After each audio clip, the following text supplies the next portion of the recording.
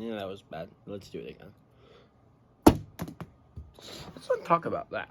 All right, I did it, guys. Did you see that? Oh my gosh. All right. So, welcome back, guys, and today we are talking about the multicolor and colorless, that's ironic, cards from Brothers War. We're still in Brothers War. Man, I cannot believe it. All right, so guys, before we get started, I got a few announcements, all right? And announcements are important because if I don't tell you it, then you don't know. And something that you probably don't know, and maybe you do, and maybe you're just ignoring it. I don't know why would you be doing that. I mean, who does that? I mean, you're all nice people, right? I mean, if you're not a nice person, try to be a nice person. If you are a nice person, thank you for being a nice person. We have a Discord, guys. Don't know if you didn't know. If you didn't know, well, now you know. That made no sense. If you want to join it, go down in the description, click that little blue link in the bottom. That it says Discord-blue link. Click it. It'll open up a nice thing. It'll say join. I don't know what it says actually, and you'll want to join it because it's our Discord server. There's 2 people in it. I shouted the person out in the last podcast episode. But let's see if I can find his name, because we can do it again, because there's only me and him on there. His name is The Cookie Hound on Discord. He's a pretty good guy because he helped me figure out what the heck was wrong. So yeah, please join my server. And another thing, multiple things. Christmas is coming up. First of all, if you're watching this on Christmas, Merry Christmas. Second of all, a few things. One, I don't know if you knew, but there will not be a Magic set until February. Which is a very, very long time away, which is why I think I'm going to take a pause on podcast episodes, per se, okay? Because I want to continue doing them, but I can't if I don't have ideas.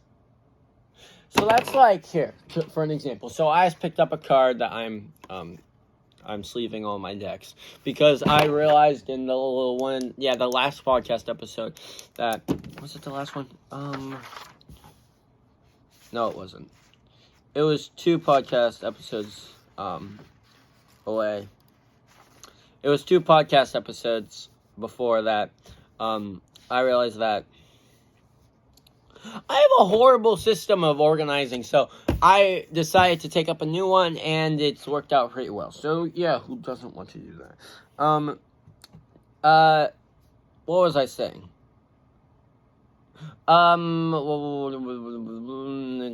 Content, shout out. Oh, yeah, so that's like, having a magic card, like, let's say, this card that says Veteran Dungeoneer. 3 in the white for a 3/4 creature human warrior. When Veteran Dungeoneer enters the battlefield, venture into the dungeon, not enter into the dungeon. So yeah, that's like having a magic card without text. The person is here, but the content of it is not. That's like having an Elish Norn and no text. Like, Elish Norn, great card. Can you do anything though? No, it's like a 6 or 7 mana thing that just sits there. Normally it does just sit there, but normally when it sits there, it does abilities. Or it's like your commander sitting there and just saying, hey, but not doing anything. It's like you going to a party and not bringing snacks and everyone else does. Like, I hope I explained it well, but that's how it works, right? So, you want to do something, but you can't because you don't have ideas. I have a few ideas. Like, I think we're going to go over the pre-cons from Brothers War. Yeah. Maybe I'll have to get the computer that I have, lug it down here, put it up. You guys will see my top half, not any of this beautifulness.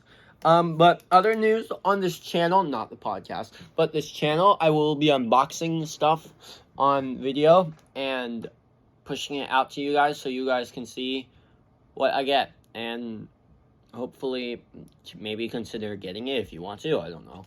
But yeah, who knows? But yeah, I have this last episode, the 2 more episodes. This one, and then the one that talks about my favorite out of the 3 melding creatures, which is Mishra claimed by Gix. And Phyrexian Dragon Engine, forge them together. together, which is Mishra lost to Phyrexia. So yeah, but that's next episode. This episode we're talking about multicolor, 2 multicolor, and 3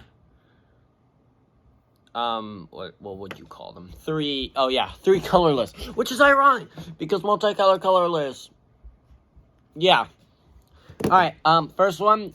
By the way, it was very, very hard, but I tried. This one I chose because of flavor, and because I think this is obvious, because of its actual text, like text box. So yeah, 3 black and a green. So flavor, text, and non-text, and actual text, whatever. All right, creature, elf, warlock, 3/5. Death Bloom Ritualist. Tap, add X mana of any one color, where X is the number of creature cards in your graveyard. Each fallen friend was a seed of regret, eager to blossom again in Gia's name. I like it because it talks about Gia, and Gia sounds cool, and yeah. But another reason is that it adds mana, and who doesn't like adding mana? Number of creature cards in your graveyard. You could throw this into any... This is not a legendary creature, by the way. None of the creatures we're talking about today are legendary creatures. As a matter of fact, 2 of them aren't even creatures. But yeah, if you want to throw this into a graveyard or recursion deck that deals with creatures, definitely creatures. Because then you can add, let's say you're playing in black and green, definitely. Let's say you want to add green, alright? You play green and you play, what's that card that we talked about? You play Awaken the Woods, and there's 20 creatures in your graveyard, and you have 2 green. You spend those 2 green, you tap this guy for 20 mana. And then, wham, Awaken the Woods, you basically get 20 extra mana that are permanent. So, yeah, Awaken the Woods is great with that, now that I think about it. So, yeah, this card's good, but I had a hard time picking, right? I wanted some creatures that were multicolored, but there were not great options. But I tried my best, and that's what matters. Speaking of trying best and doing that, look at our tree. It's not our actual tree. Our actual tree is upstairs sitting there looking sad because we haven't decorated it yet. Because we decorated on Christmas Eve. But this tree is up, and it will only be up for a little while longer, so I figured I might as well get the use of recording out of it, even though I haven't recorded in a few days, which, by all means, that's my fault. So, yeah, moving on to the next card, we have Hero of Dunes. 3 a white and a black for a 3/2 creature human soldier. When Hero of the Dunes enters the battlefield, return target artifact or creature card with mana value 3 or less from your graveyard to the battlefield.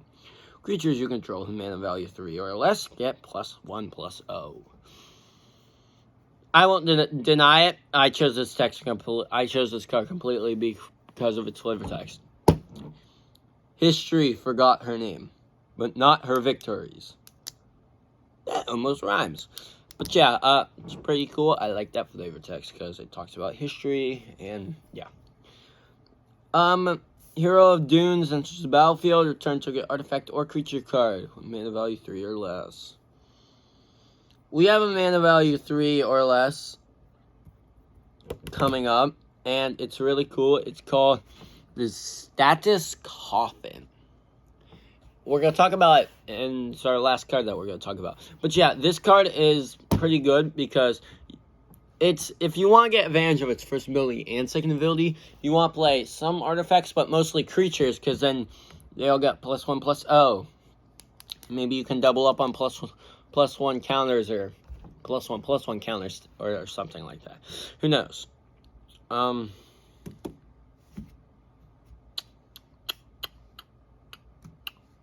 I don't know. It's pretty good, but like I said, I wanted to pick some because I wanted to have something from anything, because I can't make our first set review over cards and not have multicolor in them. Like, what the heck? Alright, this next card is really good, though. It's 1 generic mana for a 1/2 artifact creature soldier. Protection from multicolored. This creature can't be blocked, targeted, dealt damage, enchanted, or equipped by anything multicolored. Whenever non-basic land enters the battlefield under an opponent's control, you gain 1 life. You gain life, and this guy gets protection from multicolor. Most board wipes, I'm pretty sure, are multicolored. Now that I think about it, almost none of them are. Blasphemous Act, not multicolored. There's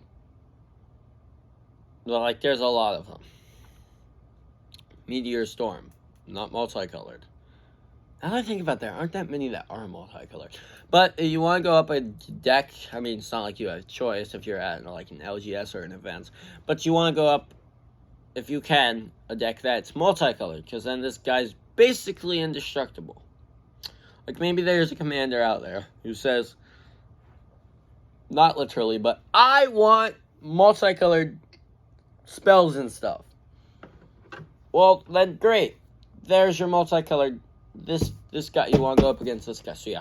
Alright, you get my point? I hope you do, because I'm not repeating it. And it was a whole lot confusing there. Alright. Put that card back over there. Don't know why I still have it.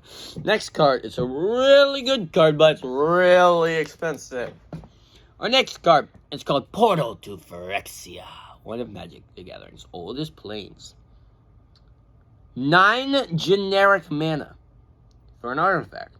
When Portal to Phyrexia enters the battlefield, each opponent sacrifices 3 creatures. At the beginning of your upkeep, put target creature card from a graveyard onto the battlefield under your control.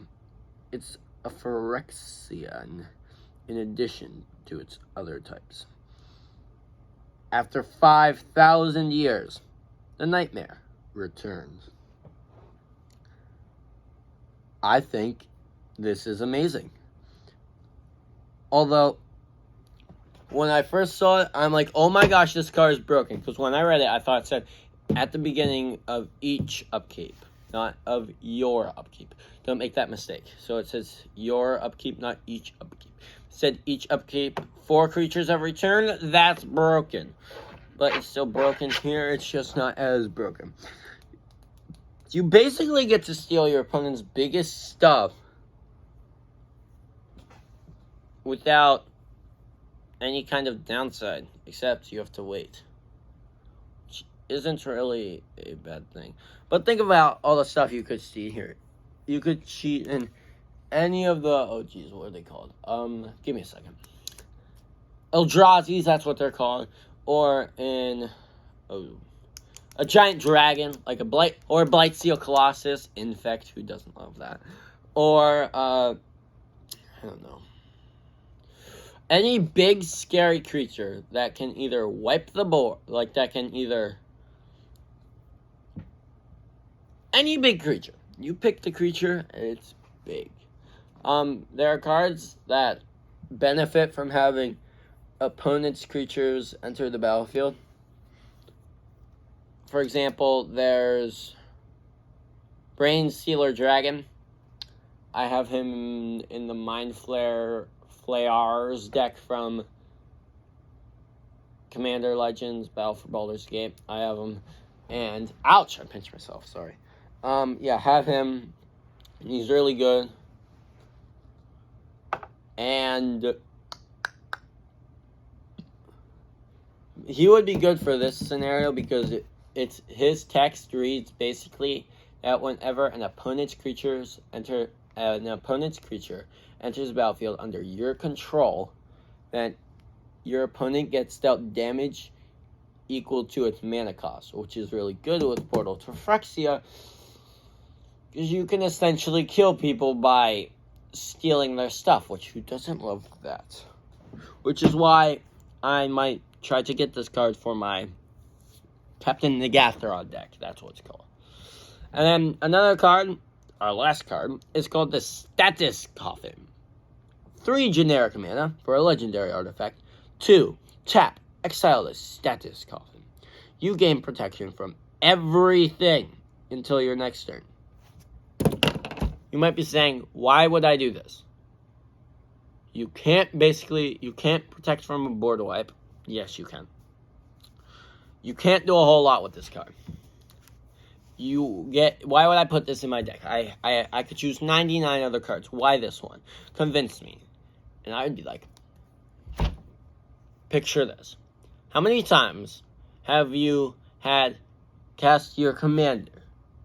And it's an attacking commander, but it's a really scary commander. And you just need to make it to your next turn. And you're just like, please, I just need one more turn, and I can win. And your opponents are going to be like, no, I'm not going to let you do that. You play Status Coffin. It doesn't have Summoning Sickness. You tap your Soul Ring.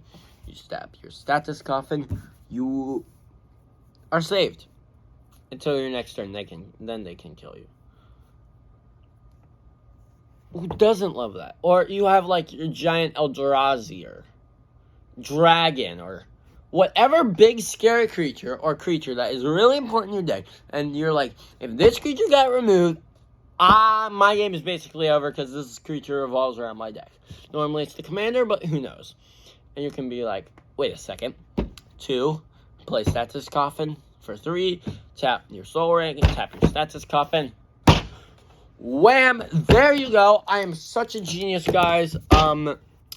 This will be my last episode for this month/year. So thank you all so much for sticking with us for these past few months, actually. Then in the next episode, which will be, I will try to post on January 1st of the new year, 2023. I can't believe we're staring down that. I will talk about why you should play Mishra Lost Phyrexia, the melded version, over another card, like Urza, whatever. I don't even know, like, I just think Mishra is so good that I don't even remember Urza's name. Urza's, like, main name. Don't know. But yeah, thanks all for sticking with me through this month or 5 or however long you've been with me. You may have been with me for 2 years, because I think my earliest video was released in July of 2 years ago. So yeah, but I started my podcast, figured I'd try to get some more views, because my favorite Commander podcast of all time, the Command Zone. If you don't see them or don't know them, go check them out. Just Command Zone or youtube.com//Command Zone or @CommandZone.com. I don't know, but you can literally search on Magic the Gathering gameplay and they will come up, because they are the biggest Magic the Gathering YouTube channel that's based around Commander, except for the Professor. Go check him out too. But the Command Zone, they got me into Commander. I would have never discovered it. I discovered it. I'm like, what the heck is this? I don't like it. And I'm like, oh my, this is really cool. Go check them out. They're cool. Thank you all for sticking with me through this year, day, month, however long you've been with me. Thank you. Even if it was the last 25 minutes, I thank you for it, and I wish you luck wherever you go in life. And this is not the end. This is just the end for our year together. I will see you next year. Goodbye. I missed. Hold up. We will do this one day. Is there a shield around my phone? I don't think so. Alright.